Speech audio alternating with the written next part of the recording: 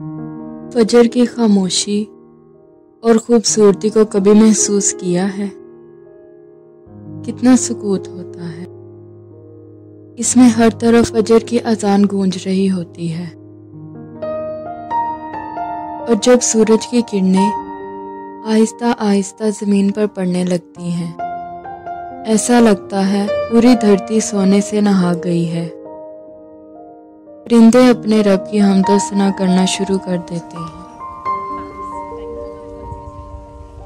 तब दिल करता है कि अपने रब का सजदे में जाकर इतना शुक्र अदा करूं कि मेरी ज़िंदगी इस सजदे में ख़त्म हो जाए। मेरा अल्लाह, मेरा मज़हब सबसे बेहतरीन है, अल्हम्दुलिल्लाह।